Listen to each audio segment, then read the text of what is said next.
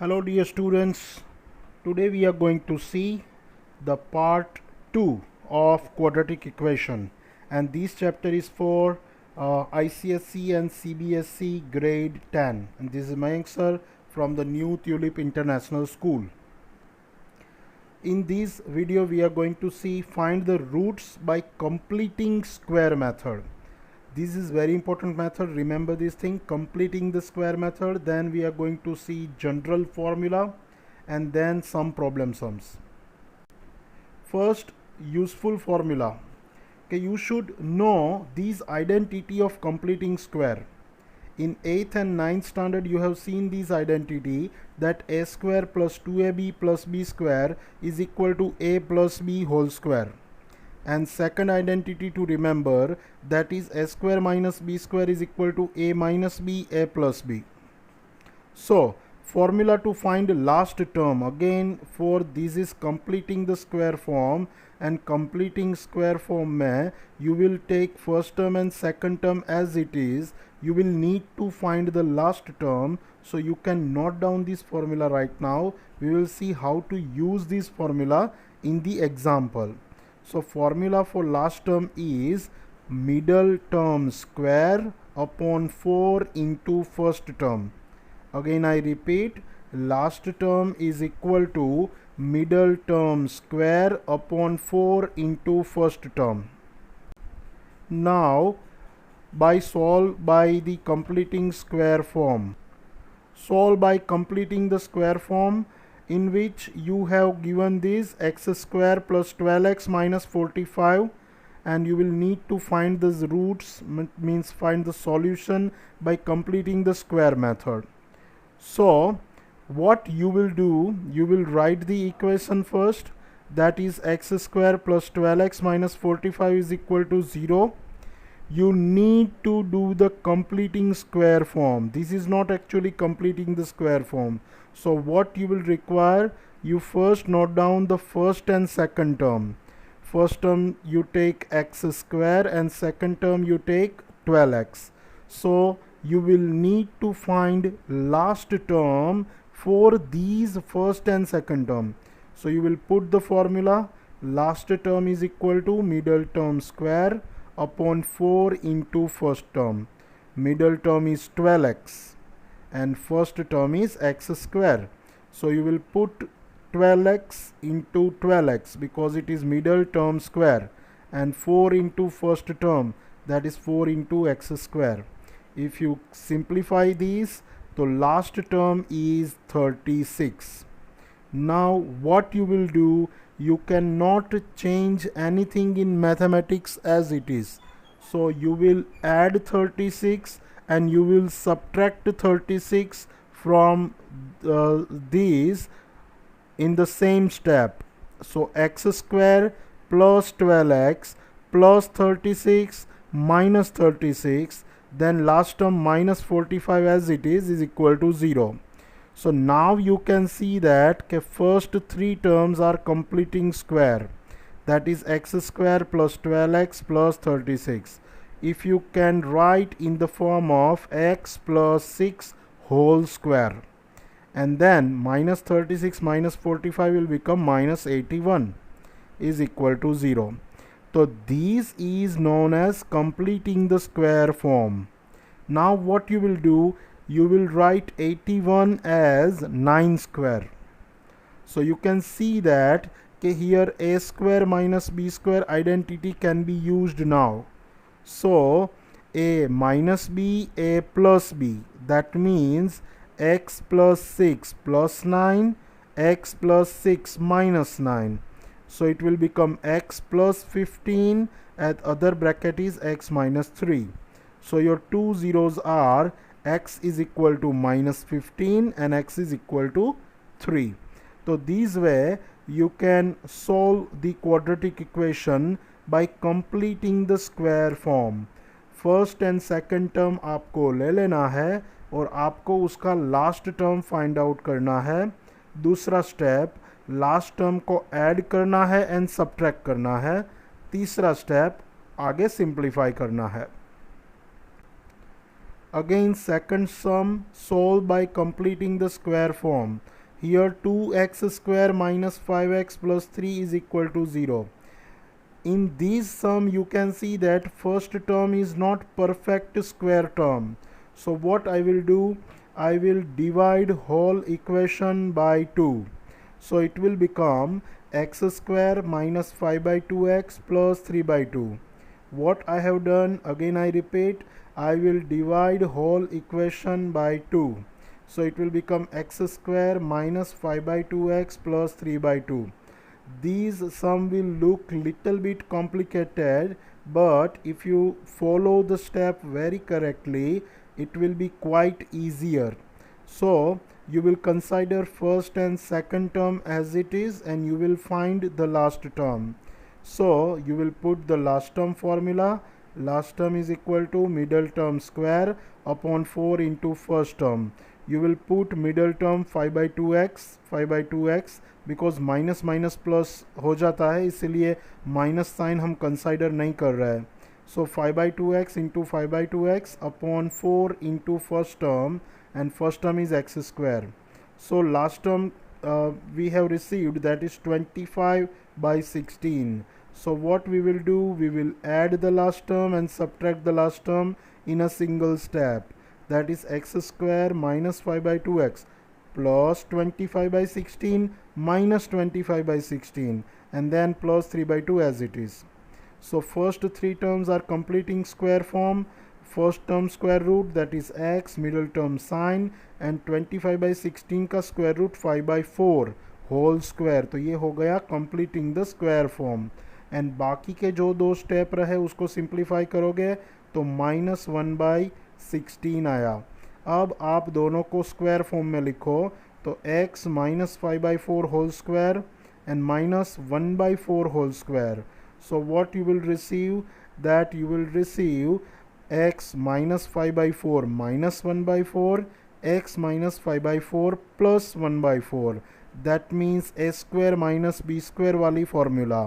A minus b, a plus b. Now what you will do, you will simplify this. So x minus 3 by 2 and x minus 1. So your two zeros are x is equal to 3 by 2, x is equal to 1. Now one more term I have taken, it is little bit more harder than first two. So 5x square minus 6x minus 2. So what you can do, इन आगे के सम देखा उसमें हमने 2 से divide किया था, इसमें भी आप 5 से डिवाइड कर सकते हो, लेकिन मैं यहाँ पे दूसरी भी एक चीज़ कर सकता हूँ, मैं पूरे इक्वेशन को 5 से मल्टीप्लाई भी कर सकता हूँ. तो 5 से मल्टीप्लाई करूँगा so it will become 25x square minus 30x minus 10 is equal to 0. अब हम फर्स्ट एंड सेकंड टर्म को कंसिडर करके लास्ट टर्म ढूंढेंगे. So last term is equal to middle term square upon 4 into first term. Middle term is minus 30x, so 30x into 30x because minus minus plus upon 4 into first term, that is 25x square. So if we simplify, the last term is 9. So what we will do now, we will add last term and subtract last term in a single step. So 25x square minus 30x plus 9 minus 9, then minus 10 as it is. So you can see now first three terms are completing the square form. So its square root is 5x minus 3 whole square, and then minus 9 minus 10, that is minus 19. Here you can see that a square minus b square, if you want to write, then 19 is there. That means you will need to put root 19 whole square. So if you simplify by a square minus b square, so it will become like that: 5x minus 3 minus root 19, 5x minus 3 plus root 19. So now 5x minus 3 minus root 19 is equal to 0, or 5x minus 3 plus root 19 is equal to 0. So x is equal to 3 plus root 19 by 5 or 3 minus root 19 by 5. These type of answer can also be achieved by completing square form. Now we are moving towards the most important part of theory of this chapter, that is nature of roots. अभी देखो कोई भी quadratic equation है उसमें always दो root हो ऐसा जरूरी नहीं हो सकता है. तो quadratic equation can have two different roots, two same real roots और नो रियल रूट्स. बराबर ध्यान रखना, क्वाड्रेटिक इक्वेशन दो पॉइंट में भी एक्स एक्सिस को कट कर सकती है या एक सिंगल पॉइंट में भी कट कर सकती है, या ऐसा भी हो सकता है कि ग्राफ है वो एक्स एक्सिस को कट ही नहीं करता है. तो हम ये नेचर ऑफ रूट कैसे फाइंड आउट करेंगे? वो will help to determine the nature of roots. तो यहाँ पे एक बहुत ही मस्त हीरो की एंट्री होती है, that is discriminant. So what is discriminant? That we will see now. So discriminant is actually, if you follow the general form, ax square plus bx plus c is equal to 0. So discriminant is b square minus 4ac. We will explain, we will show it as d. So d is equal to b square minus 4ac. Remember this thing, you can note down this formula anywhere. b square minus 4ac is the formula to find the discriminant. Now ये discriminant हमको help कैसे करेगा? तो आप देखो ये b square minus 4ac आप ढूंढते हो, अगर वो वैल्यू नेगेटिव में आती है that means no real roots. आप देख सकते हो पहले वाला ग्राफ x एक्सिस को छूता ही नहीं है, मतलब डिस्क्रिमिनेंट की वैल्यू नेगेटिव है. ये याद रखना, अगर डिस्क्रिमिनेंट की वैल्यू 0 आती है that means one real root, मतलब कि ये ग्राफ है वो सिर्फ एक ही पॉइंट में छूता है. और अगर डिस्क्रिमिनेंट की वैल्यू पॉजिटिव आती है that means two real roots, that means ये ग्राफ है वो एक्स एक्सिस को दो पॉइंट में इंटरसेक्ट करता है. नाउ अभी हमको डिस्क्रिमिनेंट मिल गया, तो what is general formula? General formula की हम हेल्प से हम रूट्स कैसे ढूंढ सकते हैं? तो जनरल सॉल्यूशन अगर हम देखें A x square plus B x plus C, then discriminant is also B square minus 4ac. तो x की दो वैल्यू डायरेक्टली आप ढूंढ सकते हो कि x is equal to minus B plus root D upon 2a और minus B minus root D upon 2a. You can note down this two formula. Minus B plus root D, जहाँ पे D है वो हमारा discriminant की value है, upon 2a minus B minus root D upon 2a. तो इसकी help से आप direct without any further calculation and thinking आपको डायरेक्ट x की दो वैल्यू मिल जाएगी. तो आइए उसकी हेल्प से एक सम करते हैं कि let us take find two consecutive odd positive integer sum of whose square is 290. दो consecutive odd positive integer लेना है, मतलब अगर हम पहला एक नंबर x ले लें तो दूसरा नंबर हम लेंगे x प्लस 2. अब दोनों के स्क्वायर का सम दिया है 290, तो अगर हम इसको सिंप्लीफाई करें तो x square plus 4x plus 4. यहाँ पे हमने आइडेंटिटी यूज़ की है a plus b whole square is equal to a square plus 2ab plus b square. अगर हम इसको फर्दर सिंप्लीफाई करें तो 2x square plus 4x minus 286 is equal to 0. अगर हम पूरे इक्वेशन को 2 से डिवाइड करें so it is x square plus 2x minus 143 is equal to 0. अगर हम इसको जनरल फॉर्मूला से अभी सोल्व करना है तो देखो a की वैल्यू क्या है 1, b की वैल्यू है 2 एंड c की वैल्यू है माइनस 143. तो हम क्या करेंगे, सबसे पहले आपको डिस्क्रिमिनेंट की वैल्यू ढूंढनी है. तो discriminant is b square minus 4ac. तो डिस्क्रिमिनेंट इज, सारी वैल्यू हम पुट करेंगे ए बी सी की, तो डिस्क्रिमिनेंट की वैल्यू मिली हमको 576. 576 एक पॉजिटिव वैल्यू है, मतलब हमको दो रियल सॉल्यूशन अवेलेबल होंगे. तो आइए अभी सॉल्यूशन ढूंढें. तो डायरेक्ट हमारे पास फॉर्मूला है that x is equal to minus B plus root D upon 2a और x is equal to minus B minus root D upon 2a। तो यहाँ पे a की, b की और d की वैल्यू अगर हम प्लेस करें तो डायरेक्टली x की आपको दो वैल्यू मिलेगी 11 और -13।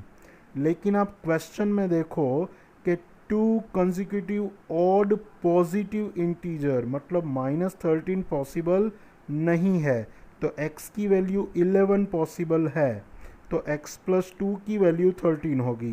दैट मीन्स हमारे दो नंबर 11 एंड 13 हुए। Now find the roots of the following quadratic equation if they exist using the quadratic formula. आपको रूट फाइंड आउट करना है, लेकिन पहले चेक करना है कि वो एग्जिस्ट करते हैं या नहीं। तो जैसे कि हम बात करें x square plus 4x plus 5, तो यहाँ पे आप देख सकते हो a की वैल्यू 1, b की वैल्यू 4, c की वैल्यू 5 है। तो पहले हम डिस्क्रिमिनेंट ढूंढेंगे। Discriminant is b square minus 4ac, तो 4 square minus 4 1 5, that means it is -4। तो यहाँ पे आपको सीधा लिख देना है discriminant is less than 0, that means there are no real roots. अब उसका आगे कोई सॉल्यूशन करने की ज़रूरत नहीं है। नाउ एक क्वेश्चन दिया है आपको कि motor boat whose speed is 18 kilometre per hour in still water. अभी 18 kilometre per our still water में उसकी स्पीड है। स्टिल वाटर में याद रखना यहाँ पे अपस्ट्रीम डाउनस्ट्रीम वाला ये सम है, मतलब कोई भी स्ट्रीम में आप पानी की धारा सामने से बह रही हो और आपकी नाव उसके सामने ले जा रहे हो तो इट इज़ कॉल्ड अपस्ट्रीम। और जो पानी का डायरेक्शन है और आपका डायरेक्शन है दोनों सेम हो तो उसको डाउनस्ट्रीम कहते हैं। तो स्टील वाटर में स्पीड 18 है and it in still water and now it takes 1 hour more to go 24 kilometer upstream than to return downstream to the same spot. Find the speed of the stream. आपको boat की speed दी गई है, stream की speed ढूंढनी है। तो यहाँ पे आपको दिया गया है कि let us take the stream of speed x। हम स्ट्रीम की स्पीड x ले लेते हैं। तो देखो अपस्ट्रीम कोई भी बोट जाती है, बोट की स्पीड आपको 18 दी गई है। अगर वो बोट अपस्ट्रीम जाएगी तो उसकी स्पीड 18 नहीं होगी, लेकिन उसकी स्पीड होगी 18 माइनस x, क्योंकि उसकी स्पीड कम हो जाएगी। सामने से स्ट्रीम की स्पीड है उसकी स्पीड को माइनस करेगी। और अगर डाउन स्ट्रीम कोई भी बोट जाती है तो उसकी स्पीड बढ़ जाएगी, तो उसकी बोट की स्पीड हो जाएगी 18 प्लस x।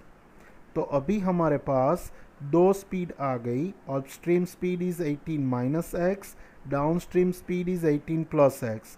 अभी हम दोनों के टाइम को ढूंढ लेंगे, क्योंकि यहाँ पे हमको दिया है कि 24 किलोमीटर कट करने के लिए उसको 1 आवर ज़्यादा लगता है अपस्ट्रीम में। तो पहले तो अपस्ट्रीम में लगने वाला time is equal to distance upon speed. Again I repeat, आपको मालूम है speed is equal to distance upon time. तो इसी फॉर्मूला को मैं मॉडिफाई करूँ तो time is equal to distance upon speed. तो अपस्ट्रीम में लगने वाला time distance upon speed, distance is 24 kilometre and speed is 18 minus x. इसी तरह डाउनस्ट्रीम में लगने वाला टाइम 24 अपॉन 18 प्लस एक्स। अभी आपको दिया है कि अपस्ट्रीम में टाइम है वो डाउनस्ट्रीम के टाइम से 1 आवर ज़्यादा है। तो इसकी हेल्प से इक्वेशन बनाओ कि अपस्ट्रीम का टाइम माइनस डाउनस्ट्रीम का टाइम इज़ इक्वल टू 1। अब ये इक्वेशन को सिंप्लीफाई करो तो आपको क्वाड्रेटिक इक्वेशन मिलेगा, that is x square plus 48x minus 324। और इसको जनरल फार्मूला से आप सॉल्व करो तो x की दो वैल्यू आपको मिलेगी, x is equal to 6 and x is equal to -54। तो अभी देखो स्पीड कभी भी नेगेटिव नहीं हो सकती, वेलोसिटी नेगेटिव हो सकती है लेकिन स्पीड नेगेटिव नहीं हो सकती, इसीलिए x की वैल्यू आएगी 6 किलोमीटर पर आवर। यूनिट लिखना जरूरी है। नाउ यहाँ पे एक एक्सरसाइज है, ये एक्सरसाइज के सारे सम आपको करने हैं। यहाँ पे आप वीडियो को पॉज कर सकते हो और ये सारे सम को अपनी बुक में करने हैं। और यहाँ पे देखो ऊपर क्वेश्चंस ऑलरेडी दिए हुए हैं, so you can finish these sums as soon as possible. और आप आंसर भी चेक कर लेना कि कितने सही हो रहे हैं, कितने गलत हो रहे हैं। Here more sums are there, total 11 sums are there. Okay students, if any doubt you can contact me. Thank you very much. Bye bye.